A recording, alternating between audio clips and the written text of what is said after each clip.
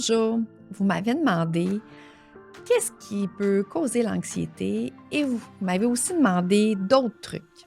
Donc, l'épisode d'aujourd'hui est pour vous, les ados. En fait, je suis vraiment heureuse que vous me partagez des commentaires, que vous m'écrivez. Ça me fait grand plaisir, ça me fait vraiment chaud au cœur de savoir que les épisodes peuvent vous aider. Donc, parmi les questions, entre autres, c'est qu'est-ce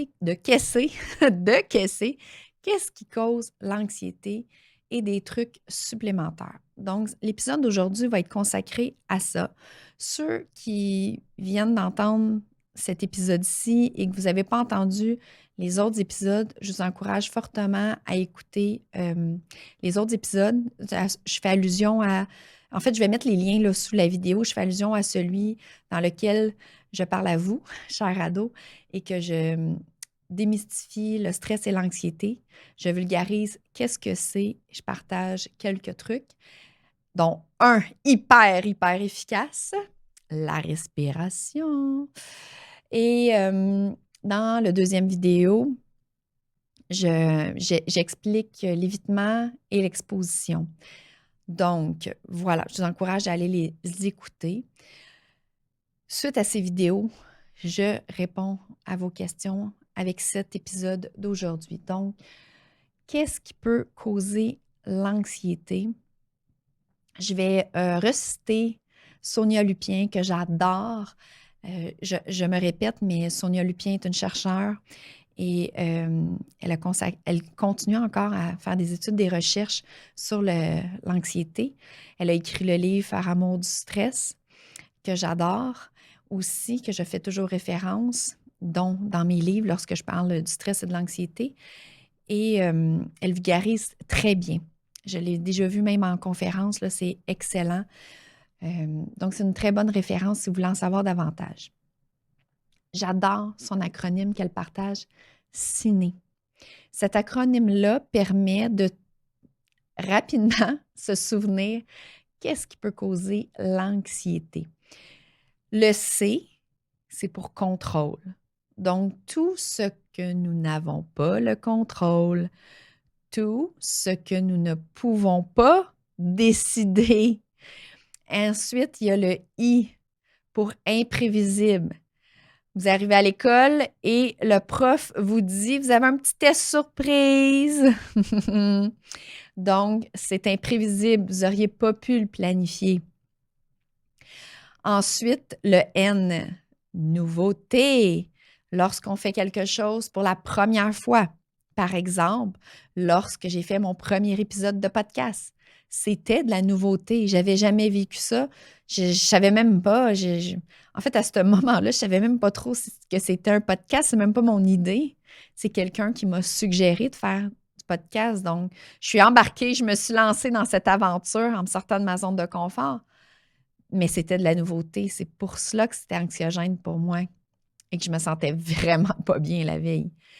Donc, et le E accent aigu dans ciné pour l'ego. Lorsque ça touche à notre ego, lorsque on sent notre ego menacé. Par exemple, lorsque quelqu'un nous questionne sur ce qu'on a fait. Je peux vous donner un exemple encore plus concret au travail. Quelqu'un qui vous questionne, mais qu'est-ce que tu as fait là? Ou explique-moi pourquoi tu as pris cette décision-là. Donc, c'est quelque chose qui peut être anxiogène aussi. Donc, j'adore l'acronyme CINE. C'est très facile de pouvoir se rappeler ce qui génère de l'anxiété. Je reviens avec le C pour contrôle. Puisque certaines personnes, et peut-être que vous allez vous reconnaître dans ce que je vais expliquer ou pas, il y a des gens qui ne savent pas qu'ils vivent de l'anxiété, qui n'en ont aucune idée. Cependant, ils vont avoir un mécanisme de compensation, des comportements pour compenser, pour apaiser leur anxiété sans s'en rendre compte. Et c'est le contrôle. Ouais, c'est pas évident. Là, j'entends déjà dire, mais moi, j'aime ça planifier. Moi, j'aime bien organiser les choses. J'aime ça, savoir que tout est déjà planifié, qu'on n'aura pas à se casser la tête. Mhm. Puis j'avoue que la ligne est mince entre la planification et la surplanification.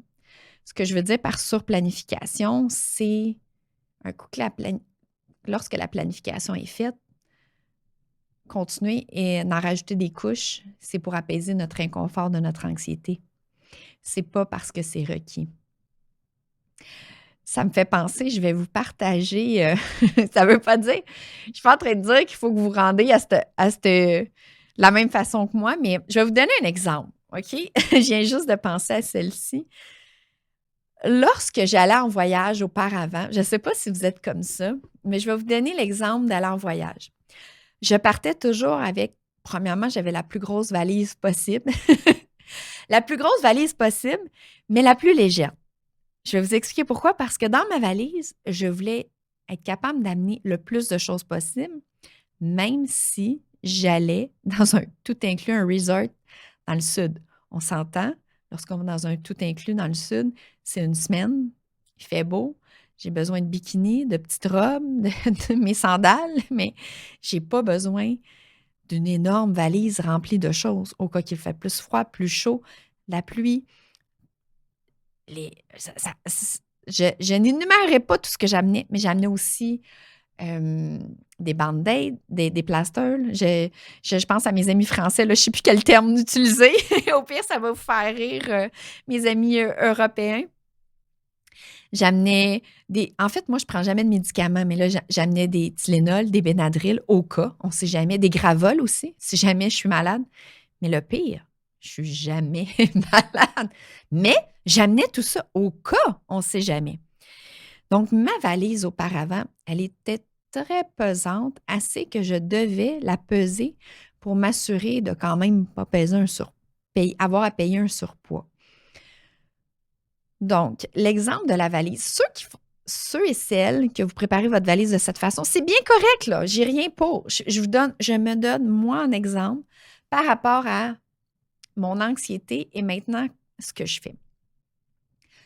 Et je préparais ma valise à l'avance parce qu'évidemment, il ne fallait pas que je manque de rien, puis il fallait toujours bien que j'aille acheter les médicaments que je voulais apporter parce que j'en ai pas à la maison, j'en prends jamais. Moi, j'ai commencé mon propre parcours suite à une séparation. Bon, j'ai voulu me découvrir. Et pour me découvrir davantage, je savais des choses sur moi. Je savais que j'aimais mes amis, j'aimais les animaux, j'aime passer du temps avec mon monde, j'aime cuisiner. Mais je ne me connaissais pas tant que ça et j'ai voulu me découvrir en me sortant de ma zone de confort. Ça, c'est une manière très efficace de se découvrir, c'est de se sortir de sa zone de confort. Vous savez, sortir de sa zone de confort, c'est d'aller vers l'inconnu. Et notre zone de confort n'est pas nécessairement confortable. C'est simplement que c'est du connu. Donc, j'ai vécu toute qu'une expérience puisque je suis allée à l'opposé de comment je suis. Je viens de mentionner, j'allais dans des tout inclus. Et bien là, j'allais en Afrique, dans la savane, avec les animaux. Voyage sac à dos de 35-40 livres sur les épaules dans lequel je promène ma tente. D'ailleurs, je n'avais jamais fait de camping. Je n'avais jamais dormi d'une tente. J'avais mon flint et un couteau pour partir mon feu, pas de lighter. Donc, vraiment, c'était une expérience que j'ai adorée de survie qui m'a permis de me découvrir. Je ne suis pas en train de vous dire de faire ça, mais c'est durant... Je vais arrêter les explications par rapport à mon voyage en Afrique. Si jamais vous en voulez plus, ça me fera plaisir d'en partager davantage. Mais ce voyage-là était pour moi un voyage de découverte où est-ce que je me suis découvert, où est-ce que aussi j'ai mis en application la théorie. Vous savez, infirmière clinicienne, psychothérapeute, j'étais à l'université, j'ai une maîtrise en gestion, j'ai beaucoup de connaissances parce que vous le savez, j'aime lire, j'aime apprendre. Bon, je suis toujours en train de me former, même si je donne des formations puisqu'il y a tellement de belles choses à apprendre sur l'humain, la psychologie, la communication, la gestion. Mais d'avoir de la connaissance, c'est une chose. Mais de le mettre en pratique, ça n'en est une autre. Et c'est ce que j'ai réalisé dans ce voyage-là. D'ailleurs, avec ma première crise de panique, c'est une chose assez paniquant, je vais vous dire, lorsque j'ai réalisé que c'était une crise de panique, à être pris dans ma tête, à penser que je vais mourir. J'enseigne ça et là, c'est moi qui étais pris dedans. C'était assez paniquant. Et non seulement, ce que j'ai réalisé, ce voyage, c'est que de sortir de ma zone de confort me permet de me découvrir, me permet de réaliser des choses en fait, de réaliser, de découvrir des intérêts sur moi que je ne savais pas, de découvrir des compétences, des capacités que je ne pensais pas avoir. Donc, suite à ce voyage-là, moi, j'ai décidé de moi-même jouer des tours à mon cerveau et d'essayer d'avoir de plus en plus conscience de mes comportements et de ce qui se passe dans mes croyances, dans ma tête et lorsque je ne suis pas en danger et que c'est juste mon cerveau qui me joue des tours ou c'est des fausses croyances pour me faire éviter des situations qu'il croit qui vont me faire souffrir, mais que au fond, c'est pas souffrant, c'est juste que c'est quelque chose de nouveau que j'ai jamais vécu ou quelque chose dans lequel je n'ai pas le contrôle. Eh bien, j'ai décidé d'aller vers là parce que je sais qu'il y a quelque chose de beau qui se passe à chaque moment et que je me découvre. Et non seulement, c'est pas de la fierté, c'est plus que de la fierté, ce que ça génère, je suis pas capable de le décrire. Je crois que c'est quelque chose qui se vit, c'est un wow à l'intérieur de comme, ah, j'ai été capable de faire ça. Je pensais que jamais j'aurais été capable de faire ça, mais de le faire, de réussir, en plus d'avoir du plaisir, c'est indescriptible. En fait, je vous encourage à sortir de votre zone de confort, à essayer des choses. Puis, je parle de l'Afrique, mais sortir de sa zone de confort, c'est pas nécessairement d'aller en Afrique. Ça peut être de faire un sourire à quelqu'un. Ça peut être de dire bonjour à un inconnu que vous croisez en prenant votre marche avec votre chien. Ou faire un sourire à l'épicerie ou au gym, aller aborder le ou la personne que vous trouvez de votre goût. Une autre situation que je me suis sortie de ma zone de confort, c'est la première toile que j'ai peinte. Moi qui passais mon temps à dire que je ne suis pas une artiste. Et sincèrement, je ne me croyais pas du tout. Du tout, là. Un dessin, un bonhomme allumette, là, puis il n'est pas très beau. Et à part mon cœur, que j'aime bien dessiner, aucunement bonne en dessin.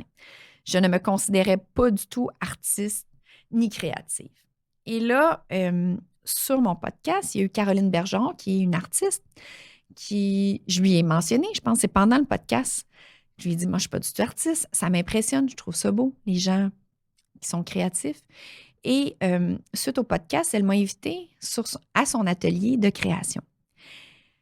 J'ai tellement vécu d'anxiété, je n'ai pas dormi la nuit. Et parce que pour moi, c'était de la nouveauté. C'était complètement de l'inconnu peindre et j'étais convaincue que je n'étais pas du tout créative ni artiste. Ça, ce moment-là, c'est cocasse, je vais vous le raconter parce que un de mes trucs, c'est de parler à mon fils aussi, qui me ramène. Mon fils, il m'encourage à me sortir de ma zone de confort et il m'aide quand je vis de l'anxiété à me ramener « Maman, franchement ». Et cet exemple-là en était un, puisque là, il était comme, quoi, maman, qu'est-ce que tu dis?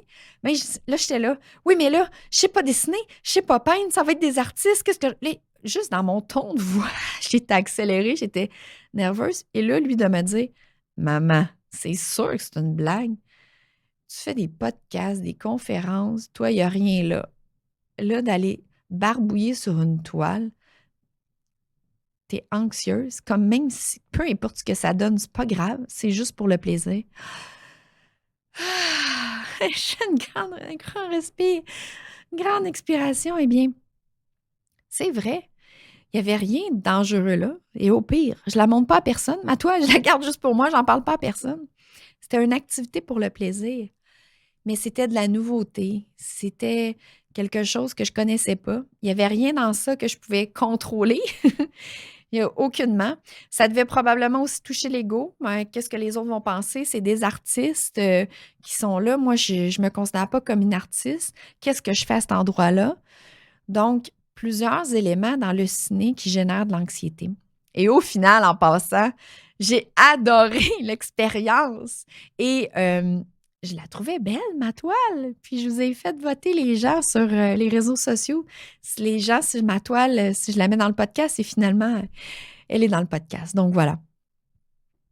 Pour revenir à sortir de sa zone de confort, à quel point il nous arrive des situations et que ça m'habitue aussi à aller au-delà de mes fausses croyances et à aller au-delà de l'anxiété, de l'inconfort de l'anxiété. Je reviens à ma valise. Maintenant, lorsque je pars en voyage, vous n'êtes pas obligé de faire ça, mais mon niveau d'exposition à l'anxiété, à l'inconfort est assez élevé pour la valise puisque j'amène plus une super grosse valise. Bien, ça dépend de combien de temps je pars. Si je pars 3 semaines en Europe pour les conférences, c'est sûr que j'ai besoin d'une grosse valise quand même. Je dois apporter plusieurs vêtements, des livres. Je dois apporter plein de choses pour les conférences, mais si c'est un voyage que je pars à l'exploration, m'amuser, j'aime bien faire ça ces temps-ci. Bien, ces dernières années. Eh bien, je fais ma valise juste avant de partir à l'aéroport. C'est un running gag. Je prends ma douche, je prends ma valise, je mets mes choses à l'intérieur et je m'en vais à l'aéroport. Et sincèrement, je souhaite presque d'oublier quelque chose puisque je sais que peu importe ce qui arrive, eh bien, je vais vivre des expériences et je vais vivre quelque chose de beau et je vais probablement me découvrir soit un intérêt, une compétence. Il y a quelque chose qui va sortir de là, peut-être une nouvelle connaissance. Ça me fait penser à mon amie Fabienne que j'ai connue en France, que j'aurais pas connue si j'aurais pas été vers justement l'inconnu, l'inconfort, de parler aux gens que je ne connais pas. C'est une bonne amie qui est en France. Donc, l'anxiété peut être générée de toutes sortes de façons. Et là, je vous ai parlé de moi personnellement, des situations où est-ce que peindre un tableau, il n'y a rien de dangereux là, pour ma vie, mais j'ai vécu de l'anxiété. Donc, et pour revenir à l'épisode sur l'exposition, quand je fais ma valise à la dernière minute comme ça, et en souhaitant presque d'oublier quelque chose, je fais exprès de m'exposer à un haut niveau parce que je sais qu'il y a des choses qui vont se passer. Vous n'êtes pas obligé de faire ça, là. Je fais juste vous parler de moi personnellement. Qu'est-ce que je fais? Puisque je sais que ça me fait grandir, je sais que ça me fait vivre toutes sortes de choses. Si vous voulez essayer des choses en ce sens, faites-le expérimenter, faites-le à votre façon, comme vous voulez. Je vais juste vous partager mes expériences à moi, à ma façon. On est tous uniques, mais aussi parce que je ne suis pas seulement une infirmière clinicienne ou une psychothérapeute, je suis aussi une humaine. Et moi aussi, je vis de l'anxiété, je vis de l'inconfort, je vis des situations. Donc, c'est pour ça que je vous le partage. Maintenant, je crois qu'on pourrait aller avec d'autres trucs. Vous m'avez demandé d'autres trucs, d'autres conseils. Je vais juste prendre une gorgée d'eau et je vais vous partager cela. En parlant d'eau, là, j'ai l'impression que ça fait un bruit bizarre dans le micro, mais bon, ça va être comme ça. Hein, le titre du podcast, c'est l'authenticité. Je vous ai parlé dans l'autre épisode l'importance d'avoir une bouteille d'eau. C'est un élément, l'importance, en fait, c'est important pour moi, mais vous pouvez utiliser un autre truc. D'avoir une bouteille d'eau, c'est un truc qui peut aider à se ramener dans le ici maintenant. Parce qu'il ne faut pas oublier aussi l'anxiété, c'est nos pensées, c'est dans notre tête. L'anxiété, c'est quelque chose qui n'est pas ici maintenant dans le présent. C'est quelque chose qu'on anticipe. C'est des scénarios négatifs qu'on se fait, mais ce n'est pas la réalité dans le ici maintenant. Et là, si vous n'êtes pas sûr de ce que je parle par rapport à l'anxiété, allez écouter l'épisode où est-ce que j'explique ce que c'est l'anxiété. Donc, aujourd'hui, l'épisode, c'était seulement pour expliquer, pour répondre à la question qu'est-ce qui génère l'anxiété, le ciné, et partager d'autres trucs. Donc, moi, j'ai ma bouteille d'eau, comme je vous ai mentionné, puisque c'est quelque chose qui me ramène dans l'ici maintenant. Et de boire, ça va aider à apaiser, à réguler ma respiration. Mais moi, je l'utilise comme un objet d'ancrage dans le présent. Vous pouvez utiliser autre chose. Ça peut être un bracelet que vous aimez. Ça peut être une bague. Ça peut être quelque chose que vous portez pour vous aider. Ce que je pense, c'est un objet pour vous ramener dans le ici maintenant. Je sais que lorsque vous avez des examens à l'école, vous ne pouvez pas amener n'importe quoi. C'est pour ça que je parle. Ça peut être votre hoodie préféré, confortable, que vous aimez, ou que le hoodie de votre chum ou de votre blonde. Ça, je me rappelle adolescent, mais pas juste adolescent. C'est le fun, porter le hoodie de notre chum ou de notre blonde. En tout cas, moi, j'aime ça. Donc, je vous partage encore un de mes trucs. C'est quelque chose d'apaisant, de réconfortant qui nous ramène dans le ici maintenant. Ça peut être l'objet que vous voulez. Comme je vous dis, l'important, c'est quelque chose qui vous ramène à quelque chose de positif, mais surtout dans le moment présent. En fait, ça peut être n'importe quel objet dans le présent J'ai même une amie, je nommerai pas son nom parce que je ne sais pas si elle veut que je le partage, je n'en ai pas parlé, ça vient juste de me venir. Elle avait une photo qu'elle amenait dans ses poches. Donc, peu importe la photo de qui ou de quoi vous voulez, ça peut être votre animal préféré, c'est un objet qui vous permet d'être dans le présent, de vous ramener dans le ici maintenant. Et tant qu'à avoir un objet, comme la bouteille d'eau ou votre bracelet, prenez quelque chose aussi qui est significatif, que vous rattachez à un ressenti positif, à quelque chose qui vous fait sentir bien. Comme moi, j'ai dit, ma bouteille d'eau, ça me ramène à l'Afrique, j'étais vraiment en danger. Là, de faire un podcast, je ne suis pas en danger ni de peinturer une toile. Ça me ramène dans le moment présent. Ça peut être une phrase, une image, quelque chose qui nous fait sentir bien. Ça peut être j'adore la mer, j'adore les animaux. Ça peut être une photo d'une image d'un animal. Donc, il y a ça qui peut nous aider. La respiration, je l'ai tout expliqué dans l'autre épisode, donc je ne le réexpliquerai pas, mais c'est vraiment l'élément le plus important, le plus essentiel. Là, je vais y aller plus large. Ce que je veux dire, pas juste des trucs, des conseils à utiliser lorsque vous avez, par exemple, un examen, à l'examen, excusez. Ça peut être la semaine avant. Là. En fait, n'importe quand. Les trucs que je vais vous partager présentement, c'est pas nécessairement à utiliser sur le coup où vous vivez de l'anxiété. Mais oui, ça peut, mais je veux dire, si vous êtes dans une situation où vous ne pouvez pas, comme je disais, la respiration, c'est utile tout le temps. Mais là, je vous partage d'autres trucs qui peuvent vous aider à diminuer votre anxiété, que vous pouvez utiliser à d'autres moments. Un autre conseil très, très efficace, prouvé scientifiquement, en passant à la respiration, c'est prouvé scientifiquement, mais c'est l'exercice physique. Peu importe l'exercice physique, peu importe ce que c'est, le niveau d'intensité, le fait de faire une activité physique, premièrement, vous allez être concentré sur ce que vous faites. Donc, au lieu d'être vos pensées sur ce qui vous rend anxieux, ce qui vous fait sentir pas bien, ce qui vous envahit dans votre tête, vous revenez dans le moment présent, de l'ici maintenant, à vous concentrer sur l'exercice, que ce soit au gym, que ce soit à faire un sport. Si vous allez courir à l'extérieur, mettez de la musique, un podcast dans vos oreilles, allez courir avec un ami, une amie, avec votre chien, votre animal de compagnie, ça peut vous aider. Et de faire l'exercice physique, il y a vraiment des éléments au niveau physiologique du corps qui se passent, qui nous permet de calmer notre anxiété. Et il y a aussi toutes les sécrétions d'hormones qui nous font du bien.